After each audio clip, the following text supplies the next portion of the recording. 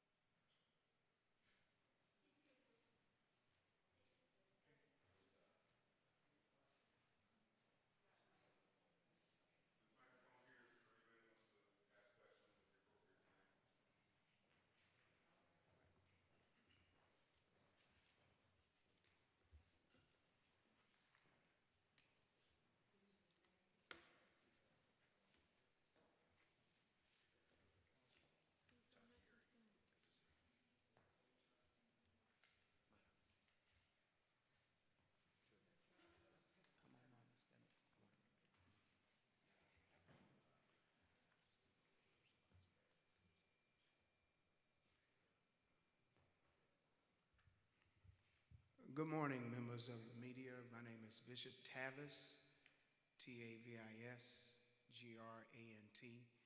I am the National Field Director for the Rainbow Push Coalition. Joining us today from the Rainbow Push Coalition is Attorney Todd Urey, who is our Chief Operating Officer, and Attorney Jeanette Wilson, who is our National Executive Director for our Push Excel program.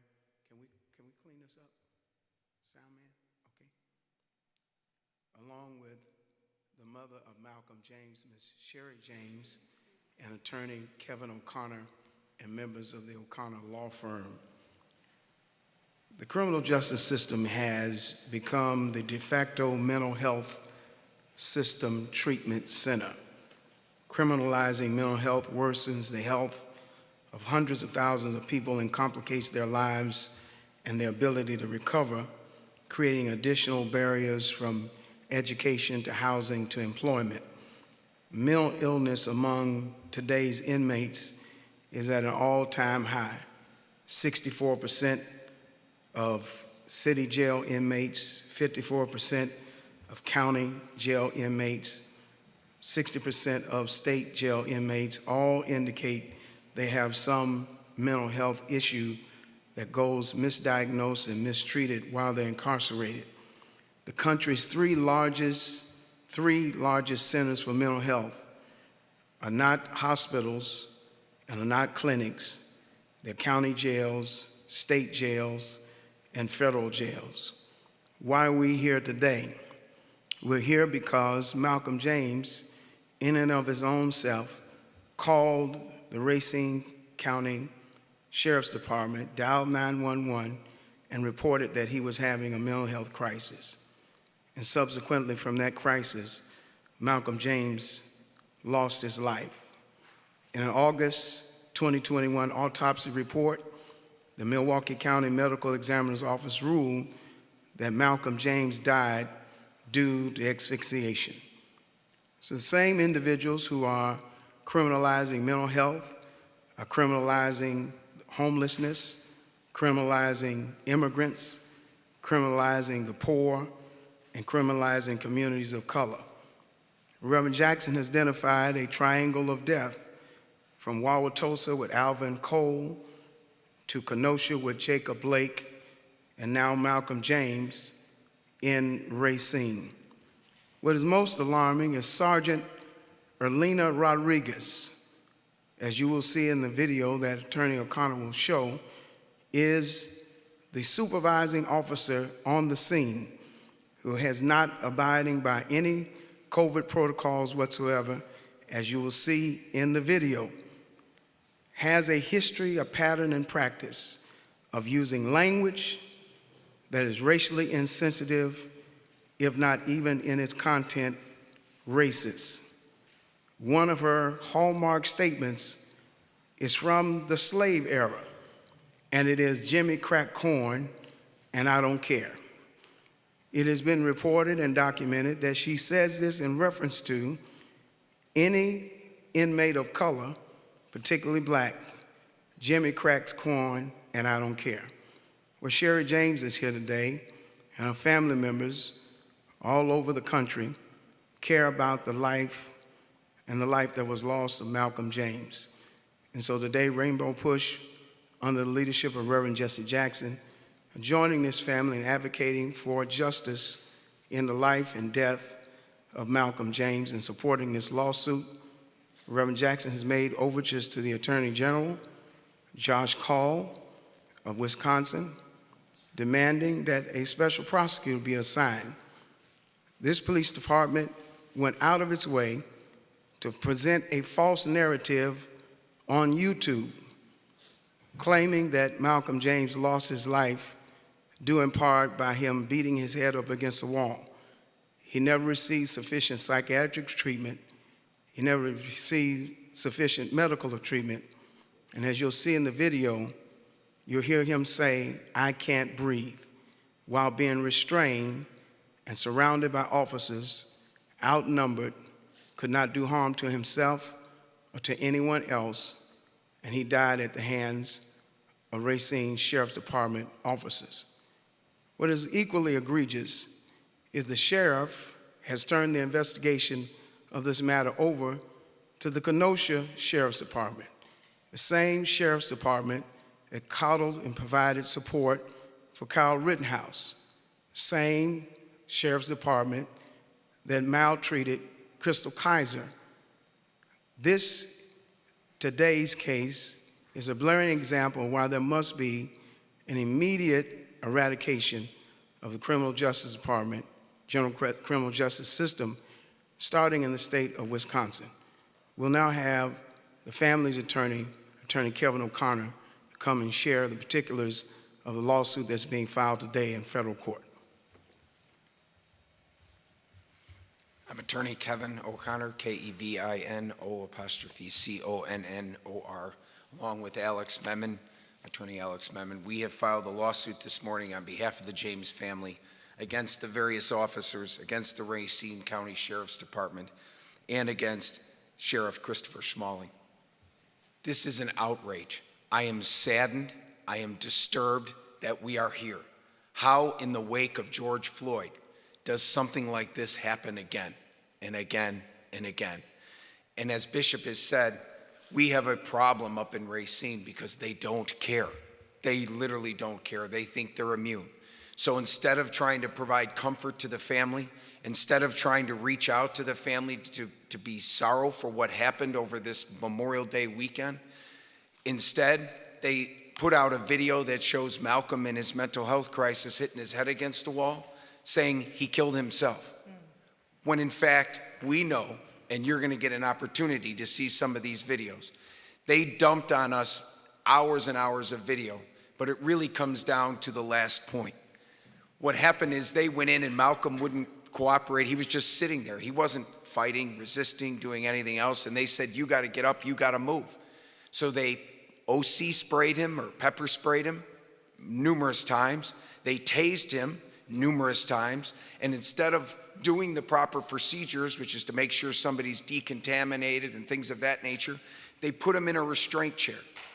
What is a restraint chair? You're locked behind your back, at your legs. They put masks over his head. He could not move. He couldn't do anything. Then what did they do next? They said, well, we need to get the taser prongs out, after they shoved him back in the chair and had them be pushed into his back. Then they're futzing around trying to get him out. They can't get him out. So what do they instruct these people to do? I'll let you see in a second here. The first video clip that you'll see is, again, this is coming from the Sheriff's Department. He's in that chair, and they're trying to get the clips out when you're supposed to use a removal tool. And what they're doing is asphyxiating him by moving his head forward and pressing on the back of his neck.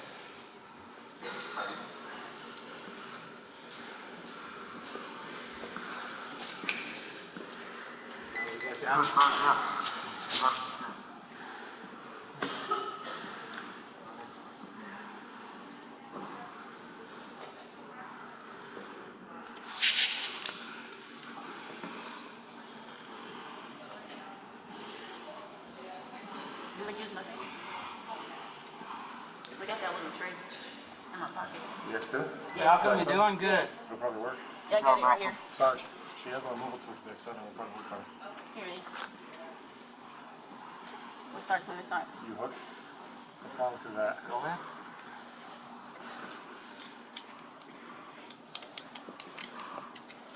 Make a little punch on this guy. Good.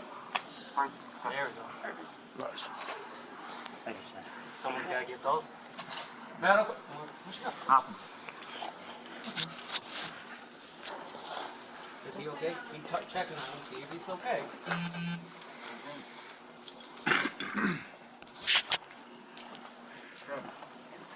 Hey, Malcolm.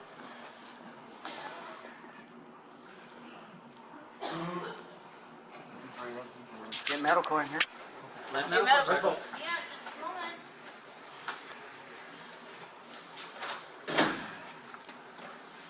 Doesn't restart. There's one thing that hurt your nose.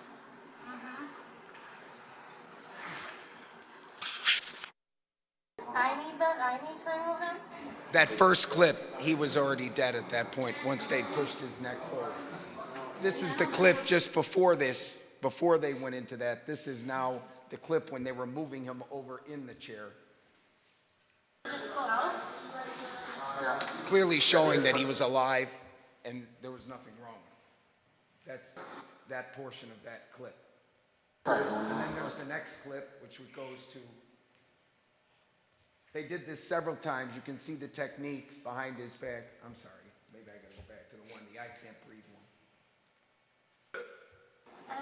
Are they hooked? Fishing hook? No, you laid on him for the time. Stop. She's trying to get the taser prongs out of you, man. Yeah, I don't. You can see they're pressing down on the back of his neck, and you're gonna hear in a second where he's describing, I can't breathe. Okay, I can't get them off. They're like really stuck in there. And I don't feel comfortable just yanking.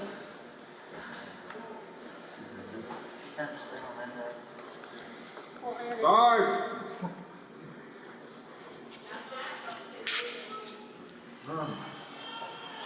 Sarge!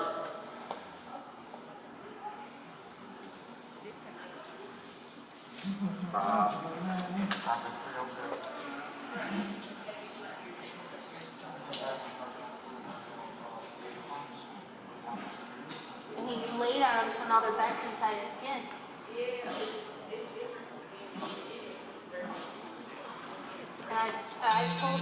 all that I feel comfortable pulling.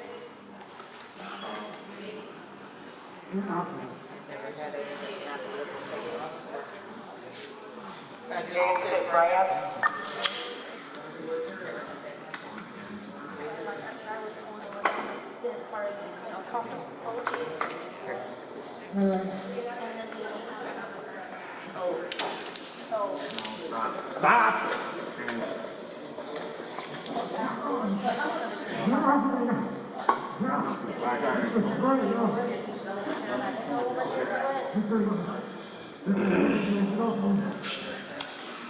don't know what that is. You can hear him mumbling and struggling at that point, saying, I can't breathe. Fellas, put some pressure on him. Yet they just press down on the back of his neck hard.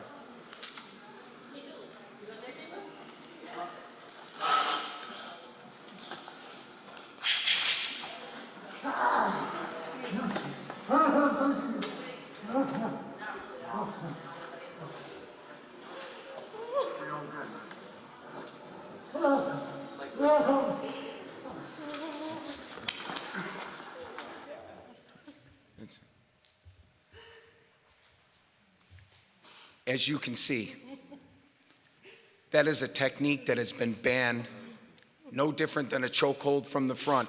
By moving somebody's head forward, you're compressing their esophagus. Every one of us that ever had a car seat placed in, and the police described, you can't put your baby in a car seat with their head leaning forward because they can die from asphyxiation. It was over 3 minutes that his head was pressed forward, and when he struggled and said, I can't breathe, they pushed him further forward. I can't understand why all of these officers stood around. We have the supervisor standing there, standing around. We have a nurse standing around, none of which did anything to help, to intercede, or to even try and resuscitate him after this happened. Nothing. This is an outrage. I can't understand how this keeps happening. We are going to do whatever we can for this family to make sure this doesn't happen to another family again. Way too often in our country, people just try and make these cases go away. There has to be new legislation. There has to be consequences. This qualified immunity for officers has to stop because there is no consequences to what's happening. We need to do something more. The Milwaukee County Coroner's Office, as Sheriff James comes, ruled that this was death by asphyxiation at the hands of officers. The county district attorney sought outside consultants who did not go through the routine and the requirements of the Milwaukee County Coroner's Office. They came with a juxtaposed opinion that led the county sheriff to fire the nurse that you see on the video and the county prosecutor to come to a conclusion that she could not file charges against these officers for what you see on the video is clearly malfeasance and clearly maltreatment of Malcolm James. The person who has been for over a year sounding the alarm to fight for justice for her son is Miss Sherry James. We want to hear from her.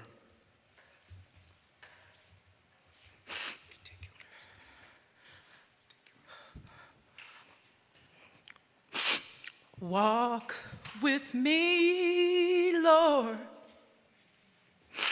Walk with me. Walk with me, Lord. Walk with me. While I'm on this tedious journey, I want you, Lord, to walk with me. My name is Sherry James, and I'm the mother of Malcolm Isaiah James, and Malcolm's life mattered. I carried Malcolm for 9 months, and he lived for 27 years. And in a 15-second video, his life was taken, tragically taken.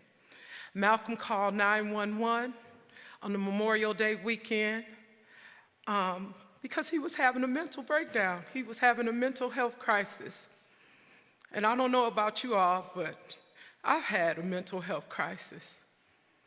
And it should have never ended in this way.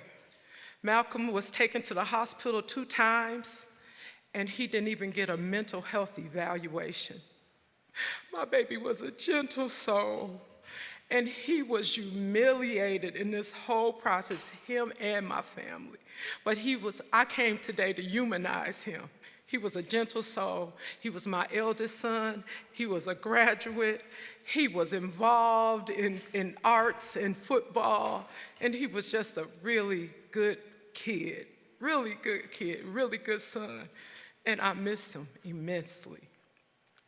The Racine County Sheriff Department, and I don't want to sound redundant, but they put out a false narrative about Malcolm when they had the evidence. They had all the evidence. They had the medical examiners reported. They were under investigation and put out that humiliating videotape on YouTube to add insult to injury when they knew very well that Malcolm had died of homicide in their jail. I want to call on the nation and parents and loved ones, and I mean, we still see these tragedies happening every day. It is 2022, and they just passed a law against lynching. 2022. And I don't know, I'm not a historian, I don't know how many years, but all those years have passed. But finally, we did get that day. I'm just calling on the community to leap into ending systematic failures around our country. And I want us to leap into action for mental health awareness, because this should never happen again. And I want you all to leap into justice for Malcolm Isaiah James. Thank you. Questions from the media? Bishop, what needs to happen here? Is there a specific list of things you're prescribing that need to happen in this case? Well, along with this lawsuit being filed today in federal court, the Attorney General of the state of Wisconsin can, in fact, open his investigation and assign a special prosecutor to examine this. It's malfeasance from the very beginning. Malcolm James should have never been contained and confined in the county jail. As a matter of fact, the weekend that Malcolm James lost his life, another person of color lost their lives as well. The malfeasance and maltreatment in this institution is a pattern and practice in Racine County, Kenosha County, and Milwaukee County. It goes all the way back to a white individual by the name of Michael Bell. That case is still unresolved.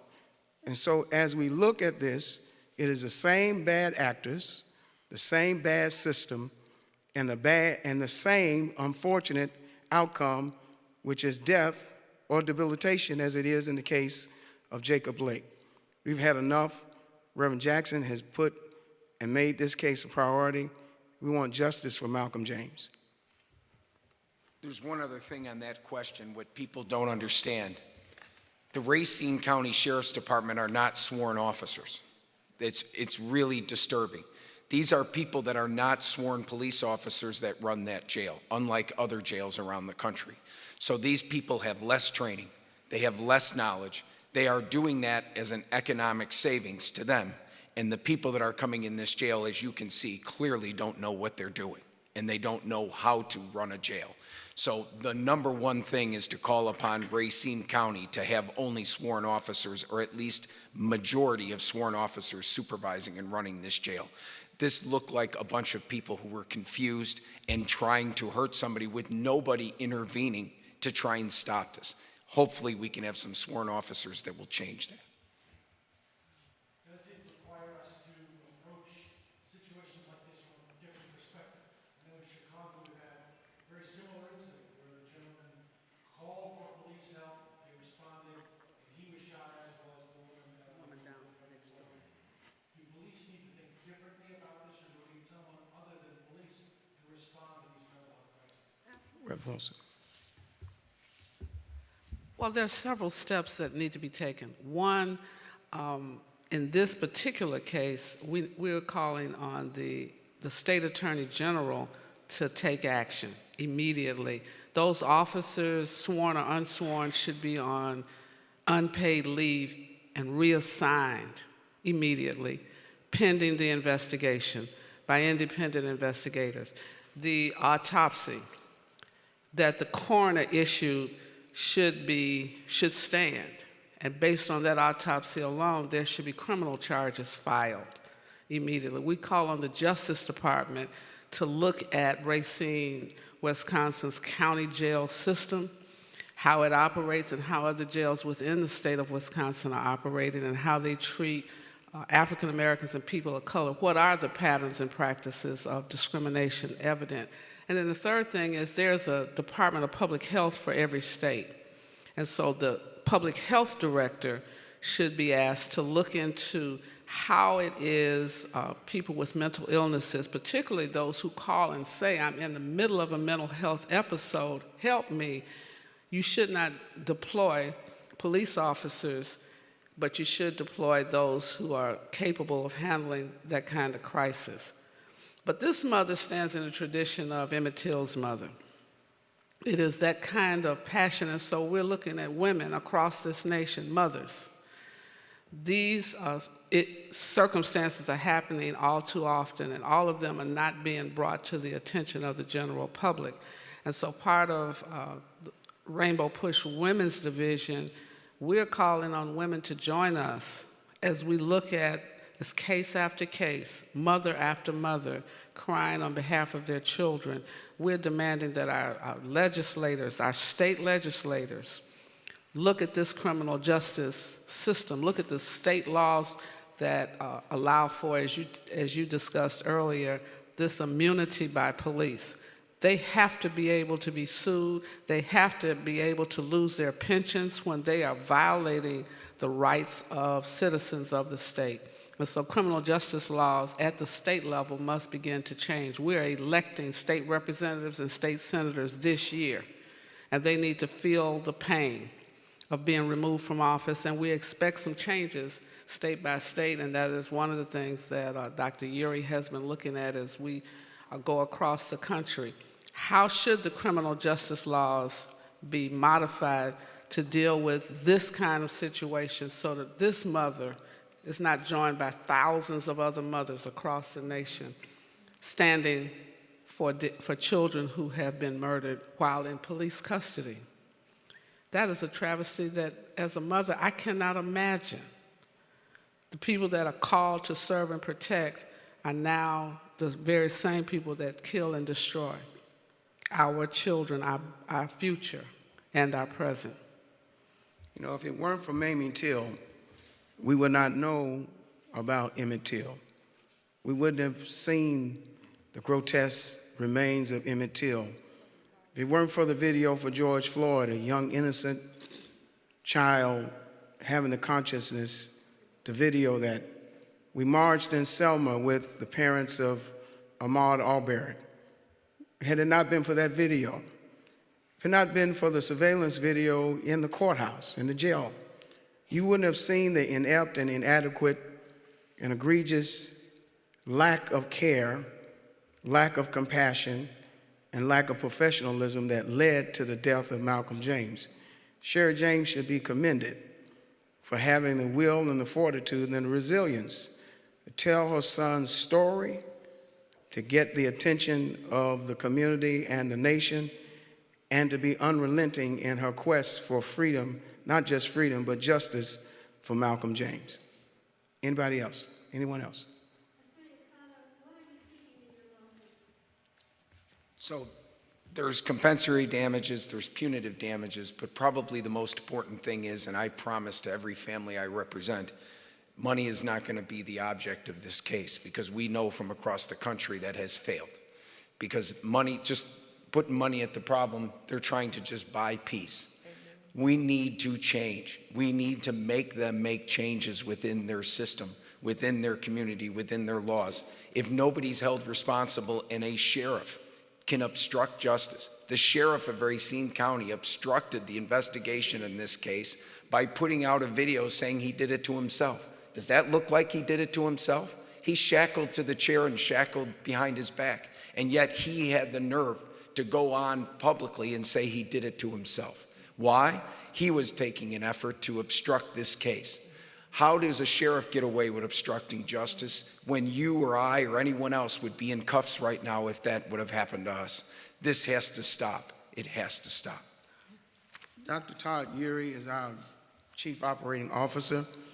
He was very much involved in the Freddie Gray case. He's an attorney by practice.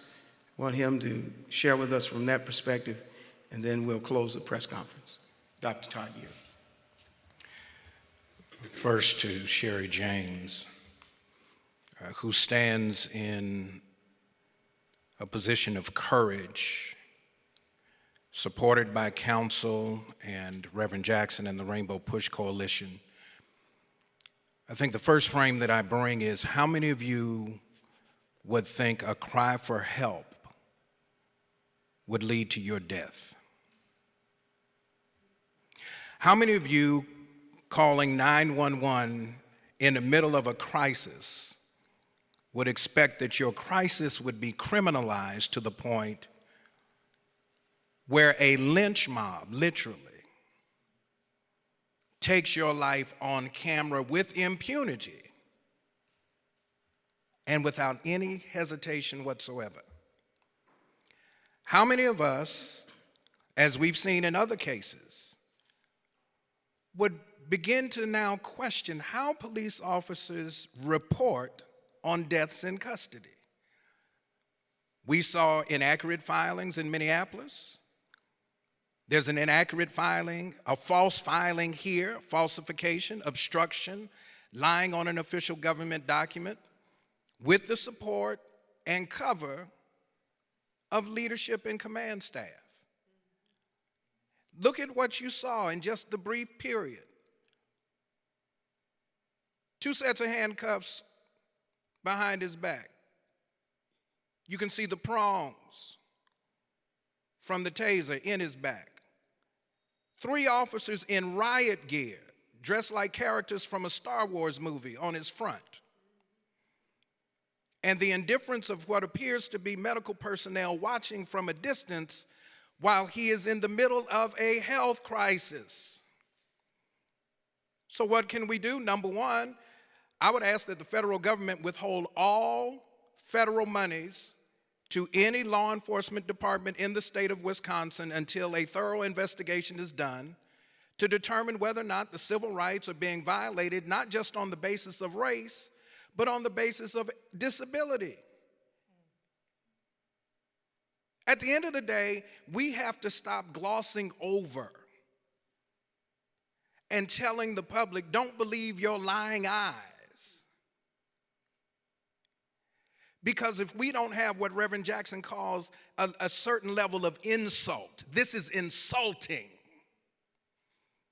Not just to this mother, but it should be insulting to all of us. And if we don't rise up in righteous indignation in this moment with overwhelming evidence, come what may from the lawsuit is procedural. We've got to make systemic change. And that's not going to happen in the courts. So what is our responsibility? You all take this story back and make sure that they don't manipulate it to try to make it his fault. That Mr. James killed himself after calling 911 for help. You don't have to be a genius to know that that is not a story that sells. Bishop Grant, thank you for your leadership in supporting this family. Council, we stand ready to support you in whatever way we can to make sure, even beyond the litigation, that substantive change takes place. And I think if we start withholding federal dollars that states rely on to balance their budgets at the expense of making it a budgetary line item. How many deaths in custody can we absorb in order to protect our bottom line? Until we start holding up the process and making folks accountable and demanding a pattern and practice investigation. This ain't the first time this has happened. It's the first time we've become aware of it. So let's have the Justice Department come in and look at protocols, procedures, and constitutional violations. While the litigation is going forward, we will be making said demands, and we will not be silenced until justice is done. I've spent the past year and a half wiping Sheriff James's tears and holding her hand. And today there's a national organization standing behind and beside her in this march and this quest for freedom. Again, this triangle of death, Wauwatosa with Alvin Cole, Jacob Blake, Michael Bell, and now Malcolm James. We are not going to let Malcolm James die in vain. We're not going to let his blood be spilled in vain. We're going to fight all the way. As Attorney Wilson has indicated, we're demanding that the Attorney General for the state of Wisconsin implement and assign a special prosecutor. Even Governor Evers has a place in this, because this is the kind of act that is a danger to public health. No family, no community should have to endure what this family has endured in the death of Malcolm James. As long as we remember him, he will not die, he will yet live. Thank you.